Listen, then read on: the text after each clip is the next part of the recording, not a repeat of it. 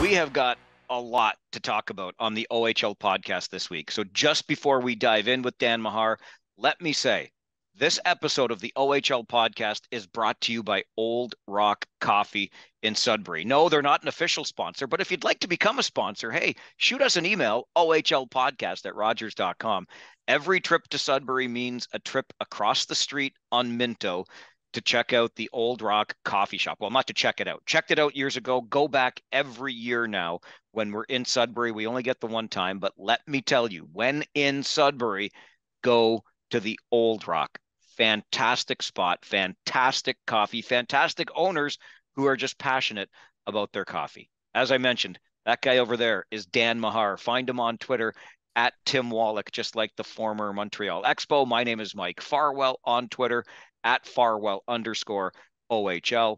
And because I mentioned Old Rock Coffee in Sudbury, the trip for me this weekend was Sudbury to North Bay. Worst media room coffee in the league. Way to go, North Bay. I don't mean to pick on you. That is some bad swill you're serving up. Dan, hey, how's the coffee where you work? I'm not a coffee guy, so I can't really. I'm not the authority to comment here, but I'm not shocked to hear that North Bay is a little behind the times. I don't I don't know how we've gotten this far in our lives together without me knowing that you're not a coffee guy. What on God's green earth do you drink every morning? I need the caffeine hit. I'm all about the Halloween chocolate. That's where I get the. That's how I get my energy. So Listen, I can't dispute that. I love me some chocolate for sure, but I don't know what I do without my coffee every day or the multiple cups I drink during every hockey game that I broadcast. And yeah, even the guys in North Bay were saying, we know, but they won't even let us bring on our own coffee anymore. I'm sure everybody's trying real hard. I don't mean to pick on anybody, but boy, oh boy, North Bay, you could up your coffee game. Just go like 90 minutes down the road, order it in from Old Rock. They'll deliver. They will do that online. Okay, like I said, lots to get to, and obviously the biggest news this week, Dan, is Brennan Othmann is no longer a Flint Firebird. There are some layers to this story. There were other teams involved, but Othmann ultimately ends up going to the Peterborough Petes. Your thoughts? well, first and foremost, I know there's often more to the story behind these moves in the OHL than meets the eye, and to the average fan, say, well, Flint's supposed to contend this year. Why would they move him? What's going on? This is a bit early. Are there attitude issues? Like a lot of speculation happens, and I think here we had a classic case of there were a few factors going on. First of all, on Othmann's private life, there were some issues where he wanted to be closer to home. Things weren't going perfectly well in Flint for him this year. So there were a few things going on. From the other side of the coin, I think probably most importantly, you look at the Peterborough Petes. They're on the cusp, dealing with a monster they probably didn't know they were going to be facing with that Ottawa 67s team. And you want to pull the trigger as early as possible and acclimate these players to your lineup. So I think a huge statement by the Peterborough Petes. That personal side that you mentioned, we're going to get into a little bit more in just a bit here on the OHL podcast, but let's talk a little bit more about this deal itself. And I'm going to go back to what we talked about last week in a couple of ways. We talked about really the pro lens from our friends at 32 Thoughts podcast with Elliot Friedman and Jeff Merrick, and how they viewed Shane Wright versus how we might view Shane Wright when, the guys that look at the game through the NHL or pro lens are looking at, well, why would you send a guy back to junior? Why can't he go to the AHL? And we riffed on a few things. One of the things I riffed on was Jeff Merrick referring to the Petes as a powerhouse. But if they weren't then, they sure as heck are getting there and probably are now for sure. And your point on Ottawa is a great one. Without the 67s, maybe everybody's talking about Peterborough, to a degree North Bay in the East. But the other thing that comes out of this from what we talked about last week, I got my wrist slapped after the podcast because in all of our speculation around where Shane Wright might land, we never mentioned Sarnia. And I was chastised for that, saying, don't overlook the Sting. So Sarnia, I hear you. Thanks for slapping my wrist. And who knows where Shane Wright ultimately ends up going when we all believe he's coming back to the Ontario Hockey League, whenever that might happen. Might happen after Christmas because there's a tournament he might play in before coming back to the OHL. The two things that jump out at me, Dan, with this Brennan Othmann trade. Let's talk about the price. Issues and wanting to be closer to home notwithstanding. a second, two-thirds, and a 19-year-old player. Doesn't sound like a steep price for a player of Brennan Othmann's caliber to me. No, actually, I think the price surprised everyone as being maybe a little bit less than you expect. Probably the premier forward in the league to go for. Uh, I those other factors we referenced, I think, play in here too. The player and his family probably had some asks about where that destination might be. And credit to the Flint Firebirds and a lot of the GMs in this league try to accommodate as best they can. They're not going to sell their own club short. Flint, I think they look at that 19-year-old player as a fearsome stay-at-home defender with some a bit volatile at times, but can certainly make you think twice about gaining their blue line with speed. So I think Flint felt they could use that. And then the 3 picks, of course, yeah, I would have personally expected a little more. So if that's setting a price going forward, I think you maybe just created a few more buyers than we might have had.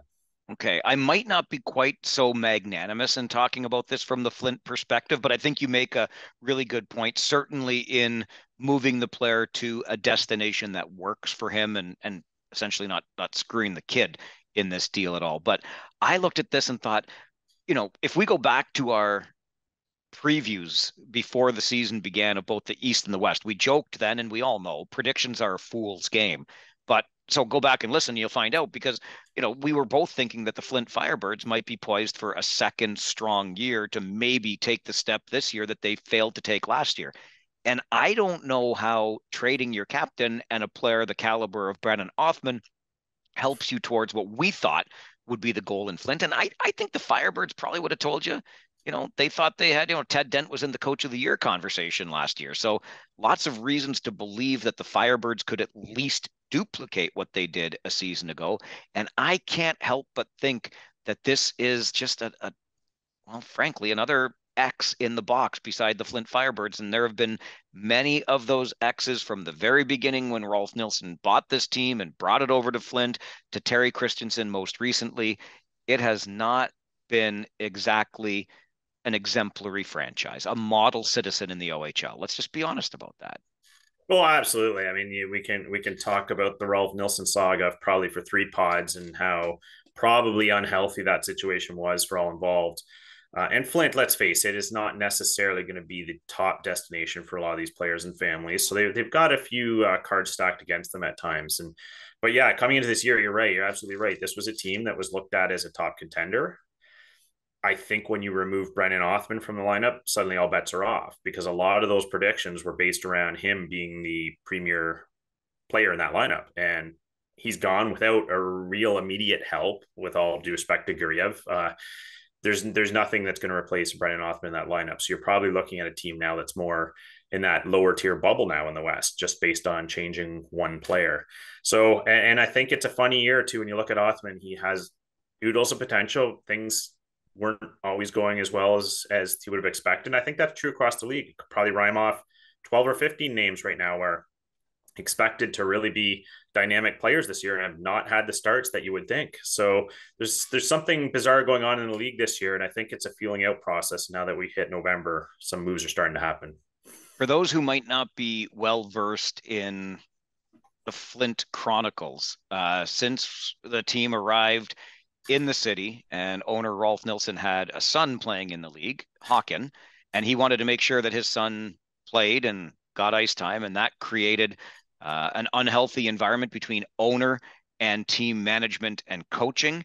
That led to all kinds of changes in the upper management and the coaching of the Flint Firebirds. It led to players saying, that's it, we quit. We're going to walk off this team unless you fix things, including the owner's son. I mean, it was so messy. And then Rolf ends up getting himself banned from even being a part of the organization, going into the rink for 5 years.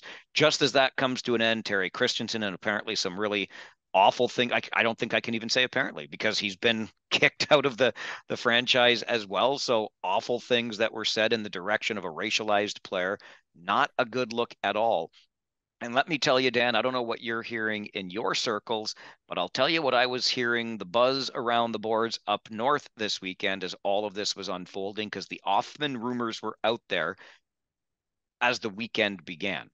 So Saturday, I hit the road and start heading north. And not only did the Othmann rumors heat up before the deal was obviously announced late Saturday afternoon, Saturday evening, but the the stories that are out there now suggest that maybe Rolf Nilsson has grown a little bit weary of the Ontario Hockey League. And what he would like perhaps instead is to have as his toy, because let's be clear about this, Rolf Nilsson has a lot of money. And when I say a lot of money, I mean a lot of money. So his toy that is in the Ontario Hockey League, maybe not as shiny as it once was. And what Rolf Nilsson may be looking at instead is a professional team, maybe a team in the East Coast Hockey League. And perhaps he would like to acquire that team and relocate that to the city of Flint. And that would give his son a chance to play professional hockey in the East Coast League in Flint. That's what I'm hearing behind the scenes. I don't know if you're hearing anything that corroborates that, Dan. Yeah, well, I'll just start by saying there's the ultimate hockey helicopter parent, right? And I think, and we've seen some of this in the OHL too, where you have some initial excitement when you see these figures come and take over teams in the OHL, and they seem to have some backing, and they're going to put resources into the team, all to have a relative, a son or nephew or someone on the team, and you start to get cynical over time. And we've had some positive examples where the changeover happened at the systemic level and the organization turned around, and we've had some where it looked like it was just a hobby for a person for a few years to bolster their son. And with all due respect to Hawken, it's not a good situation for everybody else there. And the last thing I'll say on that point is because that's a very interesting and plausible rumor in Flint. And as someone who has visited Flint and love the fan base there, love the enthusiasm for the game and energy, I just hope it works out for them, because you hate to see a fan base's emotions being toyed with by someone who's just a hobby for them. Good point. And I'm with you on that fan base. They've been a lot of fun. They've been kind when we're there and we get to meet them. I've always wanted to see a playoff game in there because I think that arena is tailor made for the junior game. And I can just imagine how great the atmosphere would be. So none of this is to say anything about the fans in Flint, their loyalty or anything like that. They have no control over what's going on off the ice, and there just seems to be problem after problem after problem. And maybe what's happening now hints at a continuation of those problems. And I'll just add one more thing to this conversation. If the rumors are true, and I want to stress that they're rumors, they seem to be fairly well placed, that Rolf Nilsson is now more interested in a professional East Coast Hockey League team. That would leave the Flint Firebirds, as we know them in the Ontario Hockey League, without a home. And if the league wants to maintain 20 franchises in 20 markets, then the Firebirds would have to find a new home. And apparently, the Chatham Firebirds might be a thing. I don't know if they keep the Firebirds name, but there could be an arena that's going to be built in southwestern Ontario city of Chatham. And perhaps that could be, as much as I want to bring back the Cornwall Royals or Cornwall into the OHL, maybe Chatham becomes the 20th OHL team if Flint is no longer in the mix. Yeah, and I know been a good concerted movement in Chatham for a while to bring a team there, and I hate when teams move. I hate when fan bases lose their teams. So having said that, when one door closes, another one opens, and if it's an opportunity for that community, that's terrific. And there, the options start to get thin when you look at viable markets with viable buildings and viable ownership groups. So it's a short list, and Chatham appears to be on it. And if only we had a tiny little town like Toronto that was capable of supporting a team, we'd be in business. Well played. I had a buddy texted me this morning. He says, I went to a game in Mississauga yesterday. That arena is dead. He's not the hugest OHL fan. He just wanted to check out a game on a Sunday. And I'm like, yeah, it has been ever since the franchise arrived. And the problem is, and we got to see the Steelheads firsthand on Friday night, Dan, in Kitchener. That's a good hockey club. Like, they don't know what they're missing there in the GTA. Oh, it drives me nuts, because not only is that a really good hockey team that's been well run for a number of years now, they have a fantastic building and even an accessible location, and like they've got the entire recipe for just a success story, and they just won't support that team, and I don't know what has to give there.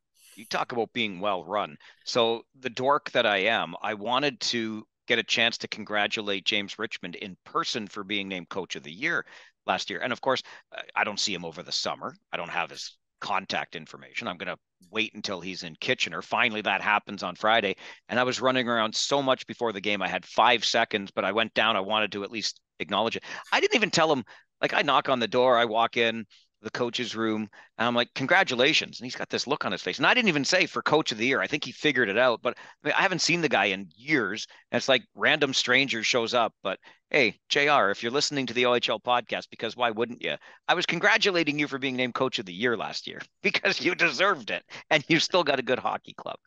All right, let's carry that Brennan Othmann story a little bit further. You talked about, the player and some things going on off the ice that lead to him wanting to be closer to home and the family getting involved in this. And I think this is something that is worth reminding fans of, and really any others that are passionate about this game and the people who play it.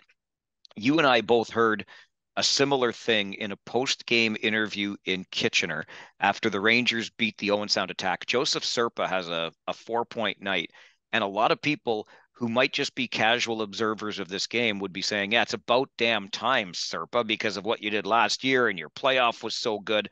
Like, where have you been?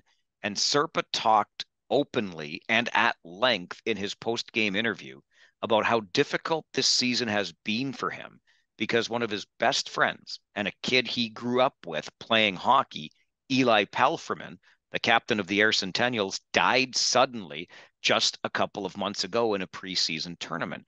And this obviously had an impact on Serpa, and he opened up about that in his post-game interview.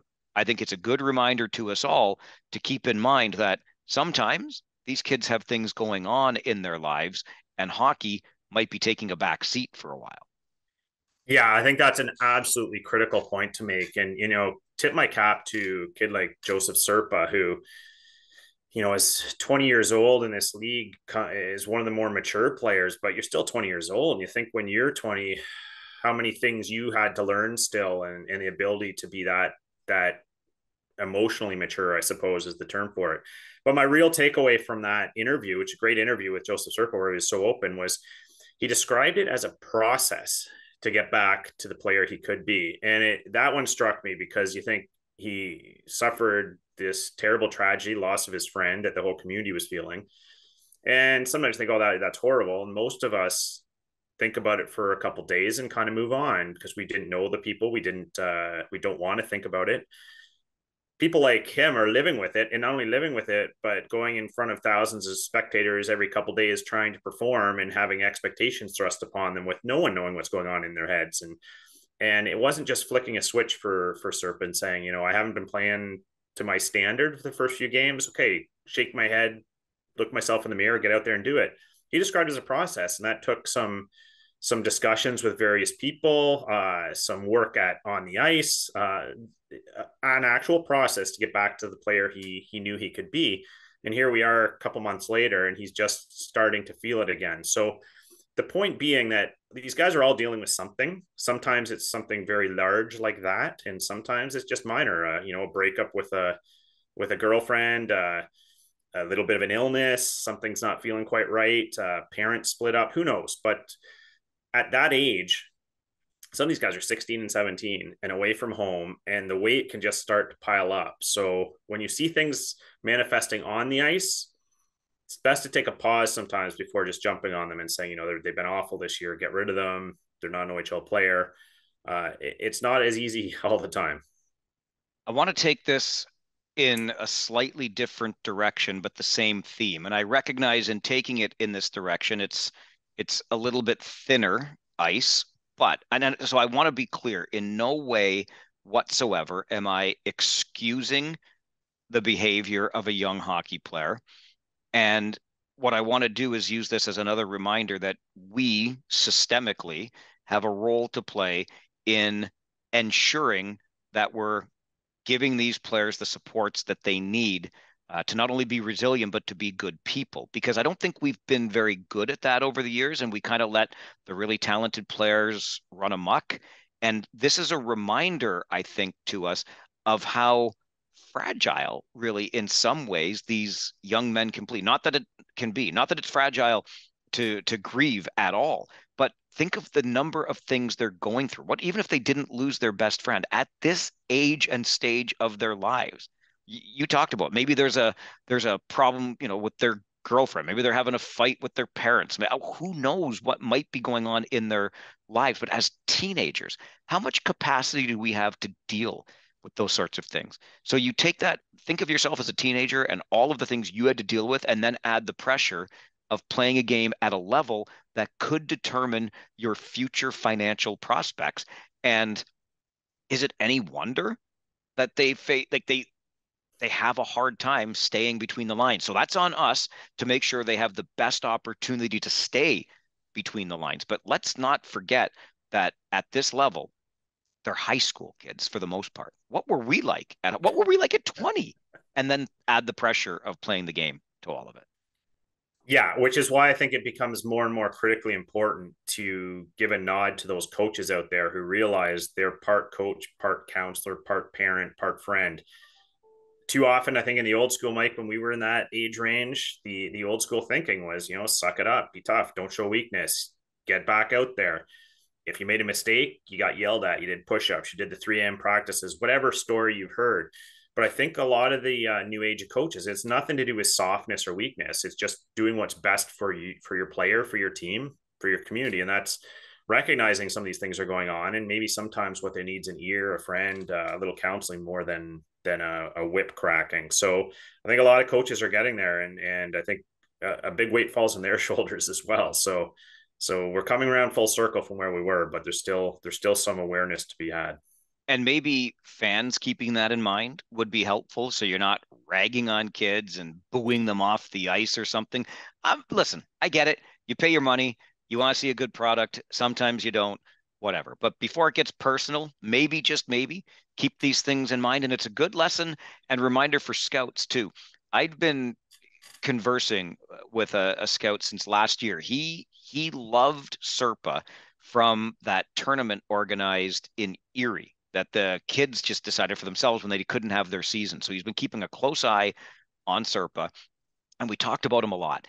And wouldn't you know, before you and I even had a chat about what we were going to be talking about on the podcast this week, I got a text from this scout on the weekend, and he had looked at the box score, had seen Serpa's 4 points, and said, was he as good as the points suggest?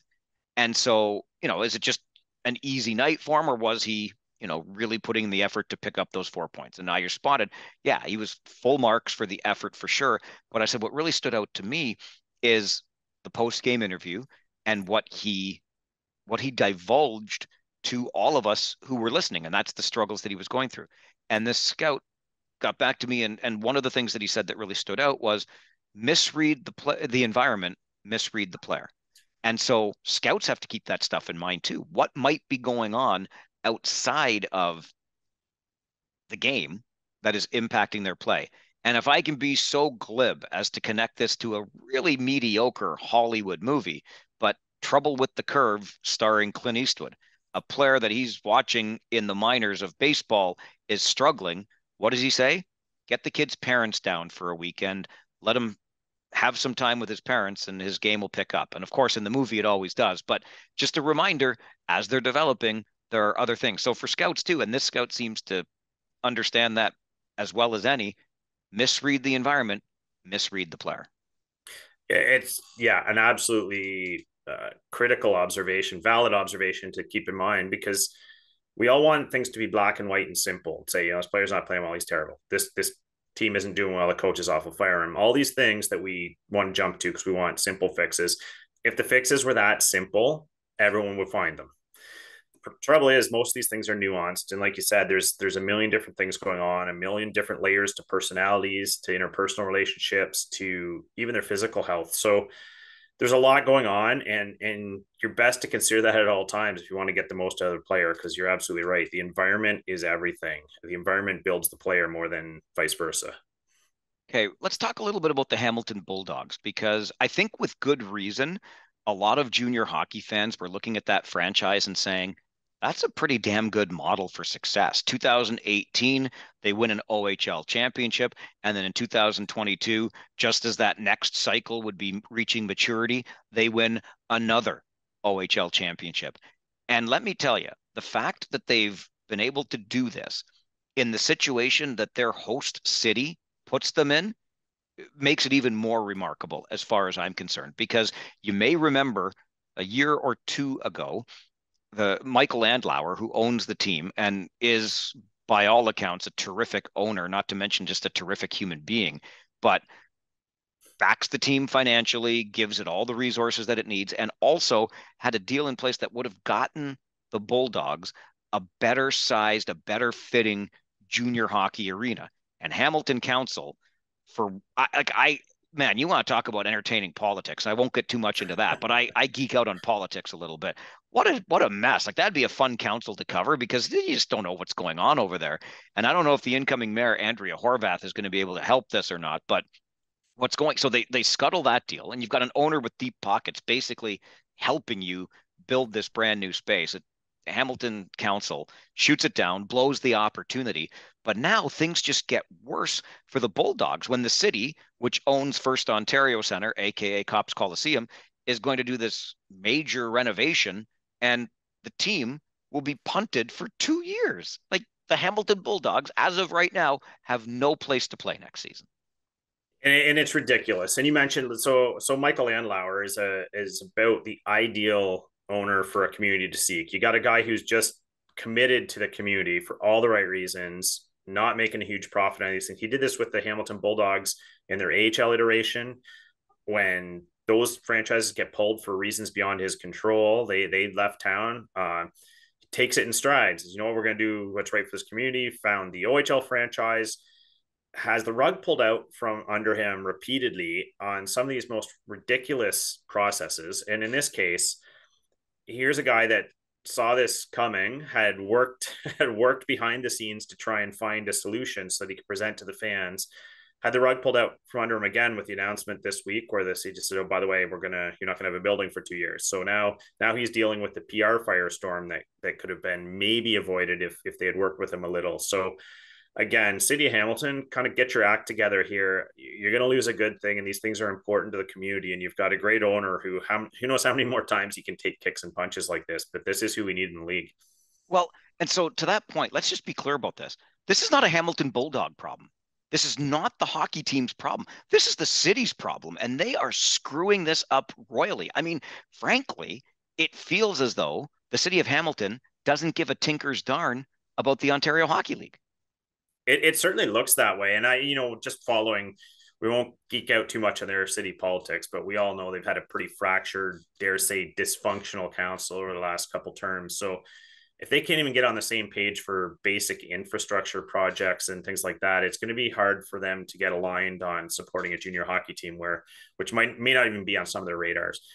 But what you have there, Hamilton, is you have a historic city with a large population, a sports supporting city. Fabric of your community is kind of blue collar, faithful crowd to you've got all this going for you. Don't mess it up. You've got a good thing here. You got a team that won the OHL championship last year. You've got a great owner. Wake up, head out of the sand, help these guys out.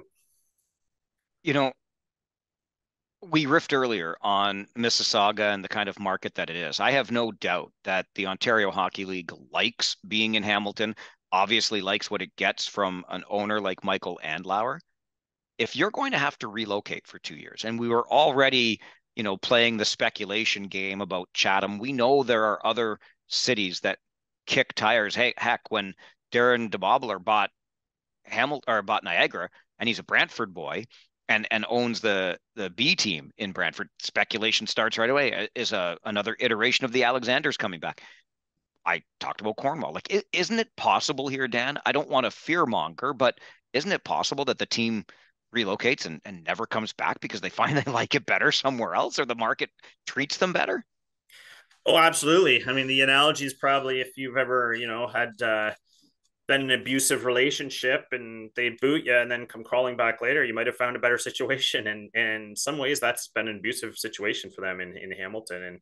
And you're right. You never know what they're going to find on the other side of the fence. And it could be a great situation. Who knows how those communities will support their team and welcome Michael Andlauer with open arms. And so it's it's a risky game they're playing here, and I hope for everyone's sake, especially the citizens in Hamilton, that they get it together.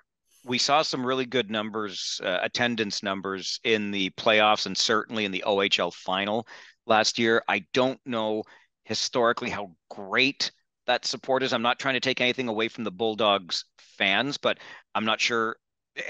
I think what's holding us back from finding out how good a junior hockey market it is the arena that they have to play in. I don't think anybody likes going there for junior hockey games. I just don't. So, that arena deal that they could have had, if that had happened, I think it would have given us a better sense. But really, in this particular exchange, I feel worst for the franchise. No offense, Hamilton fans, but I think your ownership group is just, or your owner and your team is getting screwed by a city here. Yeah, I mean that's pretty good bottom line you just put on it right there. Because at the end of the day, it's the franchise itself and the kids that play for that hockey team that have some uncertainty and the families that have committed to it. So for everyone's sake, I hope they figure it out, because just treating this team like like a homeless person on the street that you don't want to help out is not the way to go about building your community, just like it isn't with the actual homeless population. So let's kind of figure this out, guys. Okay. Before we get to our prospect of the week, something that's been kind of gnawing at you are the Ontario Hockey League players that were drafted into the NHL last year and may be really steals for the NHL clubs. And perhaps that comes from the fact that we were living through this weird, still COVID time, and players might not have gotten the same number of looks they had gotten in previous years. And maybe they go lower in the draft and they're steals for these National Hockey League clubs. Yeah, I mean, just looking historically, Mike, at the draft, I think pretty clearly last year that NHL teams were a little bit hesitant to go all in on OHL players. A similar number were drafted across the draft, just not nearly as many high in the draft. I think no one wanted to quote unquote risk their first round pick on an OHL player last year unless they were sure. There were only two that went in the first round, with Wright and Minchikov, and those were pretty much surefire picks. In a year when the OHL had gotten more exposure, had they not been had the shutdowns, would Owen Beck have been a second round pick? Would Guindon have been a fifth? Would Bushinger have been a third? Would Caleb Lawrence have been a seventh round pick? I'm just rhyming off some names that seem to me to go consistently a round or two lower than they would have in a normal year. And to those NHL teams that decided to step up and finally pick those kids, I think you're going to see some real steals, because now that the OHL is back in full swing, some of these guys are playing at a level that are making NHL teams really take note and say, "Wow, we missed that guy." How about two guys that jumped out to me when I gave this a little bit more thought? Both went to Seattle.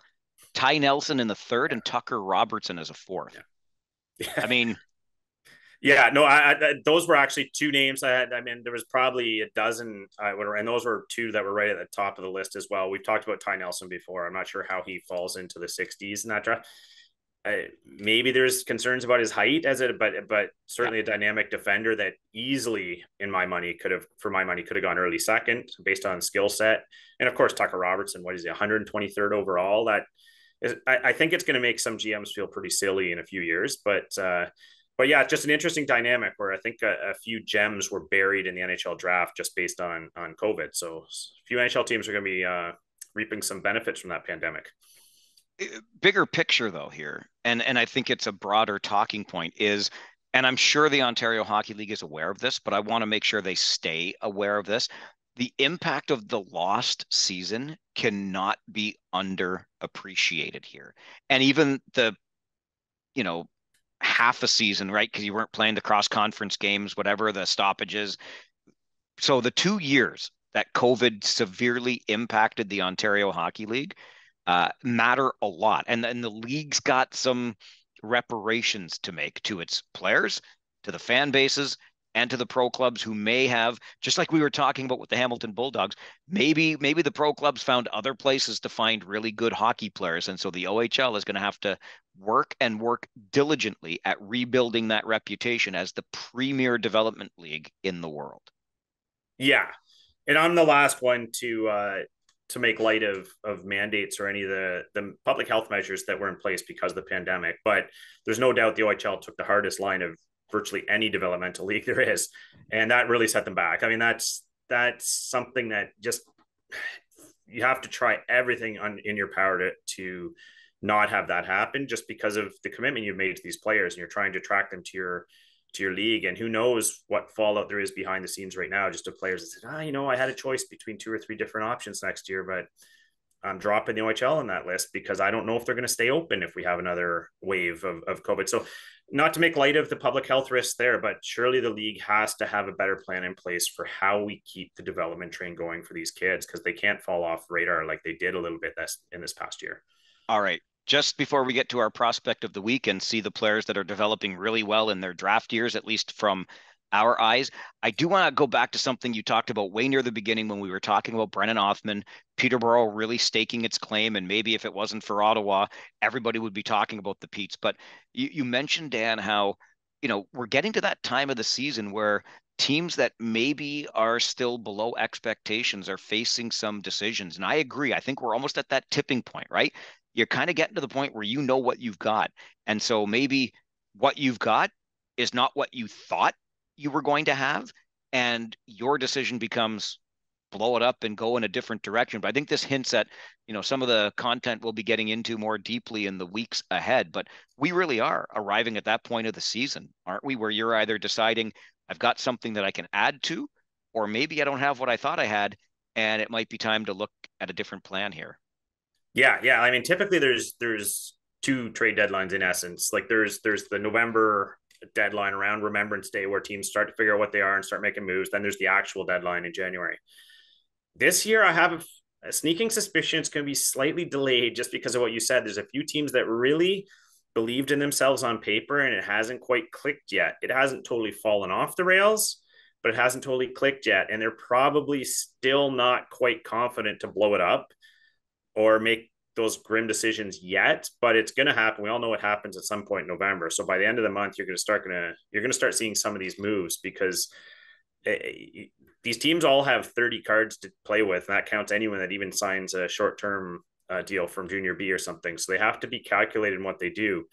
But there's a lot of question marks out there, and I don't think a lot of teams are totally comfortable with where they're at right now.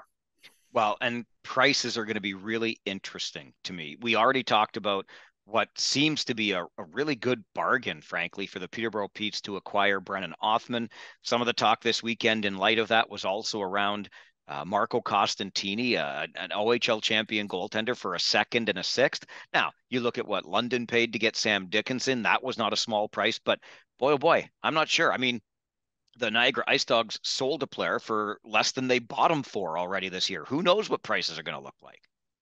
Yeah, it's really hard to guess, because there was a time when one player you knew was going to put you over the top, or at least put you into the league, the conference finals, and get you all that playoff revenue. But with some wild cards around, some arenas where maybe the attendance isn't returning as quickly as they had hoped. So is that worth the gamble financially?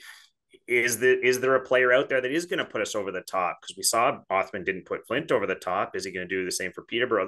There's just so many question marks right now that it's going to be interesting to see who's aggressive and who's a little shy. Okay, let's get into our prospect of the week. Who do you have on your radar this week? All right, Michael. This one was like I had a few names. Oh, good. Had to So narrow did this I. list down. I Okay. had to drop it. I had 3 or 4, and I'm just going to take a team that started really poorly, awful first month, and now you look at them at 9-6. And I did a fair bit of watching some of their recent exploits, and figured we wanted to go there. So the guy I'm going to highlight is a little off the radar, but I'm going to give a nod to Easton Cowan in London this week. There's a player who's not high on the NHL radars just yet. Smaller player, but a spark plug, a guy that's just giving it all. And he's pacing at 17 years old for probably 45 points or so in his rookie year. Seems to be able to get it done, and seems to me to be one of the players that really gave London a jump when they needed it. And those are the types of players that tend to catch the eye of NHL scouts. But this week I'm gonna give Easton my nod. How about you? Very, very, very interesting. And of course, you're going to the London Knights, who, again, what you hear around the rink, guess who's back? London's back. Here they go again, but they just seem to be falling into line with what we expect from the Knights, aren't they? Yeah, I mean, we all knew it's like that monster lurking in the movie, right? You haven't seen it for a half an hour, but you know it's there. It hasn't been killed yet, and you just look at that. What Dale Hunter continually gets out of that team, and plus some of the talent they've acquired, it's only a matter of time till they wake up to some degree. So, yeah, look out, London. Time to give them a little nod. Okay. It's interesting when you did your analysis of Easton Cowan, how, not a great start, team starting to do better, but you looked at the games recently, and I did a deeper dive on this week too, and I started wondering, well, okay, but are the results of late because of the competition they were playing? But then I thought, well, that's not really fair, because you know what? If you're going to feast on bad teams, then feast on bad teams, because that's what you should be doing. And frankly, there are some teams that are bad right now that we didn't think would be bad at this point. I'm looking at the Guelph Storm because they were on the receiving end of some losses from the guy that I picked as my prospect of the week this week. But for me, it's a team that I didn't expect to be where they are. They're not setting the league on fire, but they're playing perhaps a little bit better than I thought. And I think one of the reasons they might be doing that is a guy like Matthew Soto. Kingston Frontenac's Matthew Soto is the guy that I have pegged as my prospect of the week. He's currently riding a 7-game point streak, so it's not just a few bad teams that Kingston happens to have played lately. And even in that, it's not like they've run off, 6 wins in a row. It's kind of a win one, lose one situation. But Soto has been consistent over 7 games with 5 goals and 7 assists. So that's 12 of his 19 points. It's been a really good month so far for Matthew Soto, and he gets my nod as the prospect of the week, with honorable mentions going to his teammate, Owen Outwater, who's riding a 6-game heater of his own. 10 of his 16 points have come in the last 6 games. And my recency bias had me looking pretty hard at Quinton Musty as well. He's got a 4-game heater going. And is it any surprise that Sudbury has 3 wins and an overtime loss in those 4 games? So it was tough for me, but my eyes were all on the East, with the nod going to Matthew Soto this week.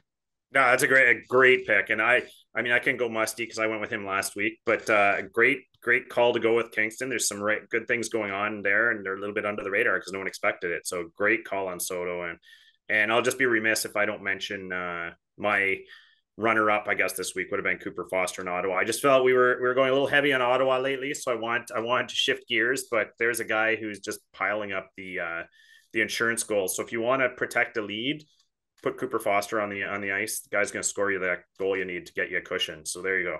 It's funny. I kind of just I took half a glance at Ottawa this week, sort of for the same reason. I'm like, come on, like but 15-1. It's interesting you bring that up though, because we were just in Sudbury North Bay this weekend, and when we got to North Bay and talking to Ty Nelson before the game on Sunday, the Battalion were on a 7-game winning streak, and Ty Nelson's like, everybody was talking about Ottawa's 9-game run. Well, we've got 7.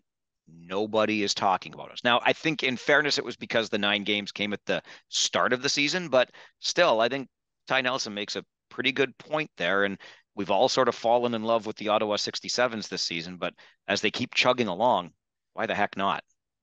Yeah, it's hard to ignore 15-1, Mike, and you can probably find a guy every week from that team when they're chugging like that. But yeah, what it's doing is covering up some pretty impressive other streaks, like you mentioned, North Bay, right? Like 7 in a row. Who knew? And you hear these streaks all over. And I said, I think last week a couple times to you that I feel like we're not ignoring, but we're not giving Sarnia fair play too.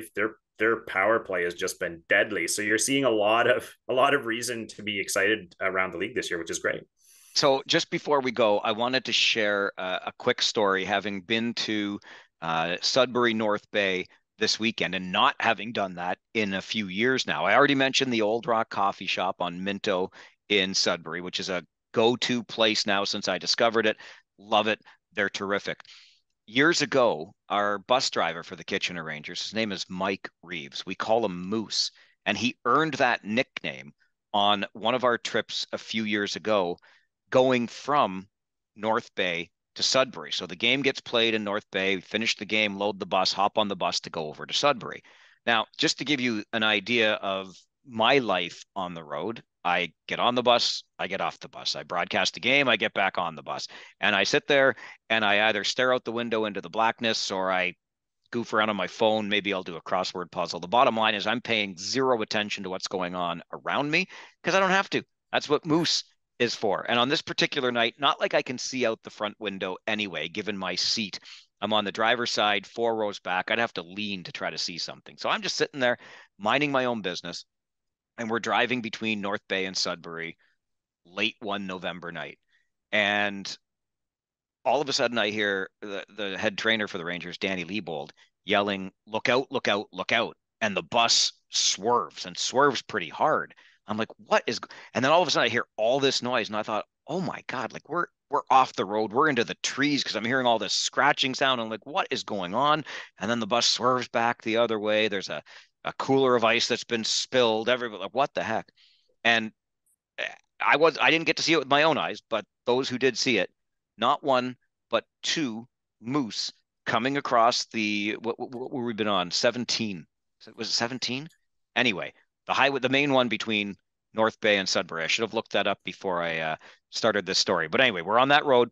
The moose come out, and our driver, Mike, had to basically slalom in between them, but kept it on the road. That sound that I heard that I thought was trees scraping the bus was actually just the sound of water bottles rolling down the aisle.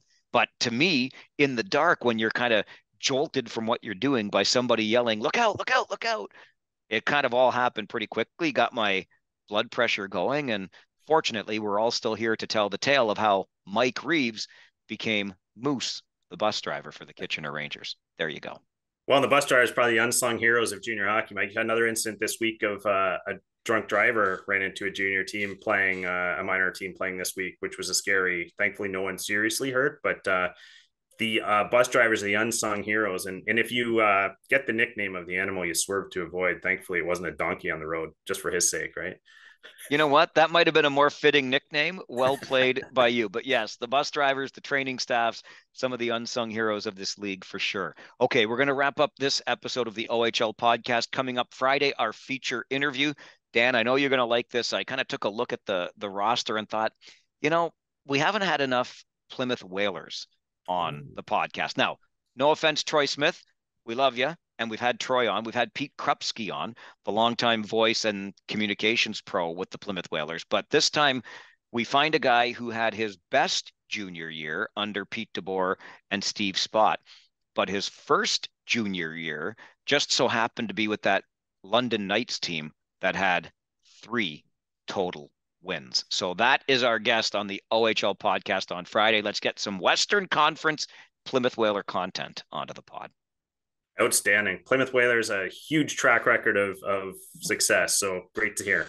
That is Dan Mahar. You'll find him on Twitter at Tim Wallach, just like the former Montreal Expo. I'm Mike Farwell on Twitter at Farwell_OHL. Please find us and follow us on all of the platforms, on Instagram, the OHL podcast, on YouTube, the OHL podcast, and send an email anytime, ohlpodcast@rogers.com. Give us a like, a subscription. Tell your friends. The OHL podcast every Tuesday and Friday. Your next episode of the OHL podcast with that former Whaler and Knight comes up on Friday.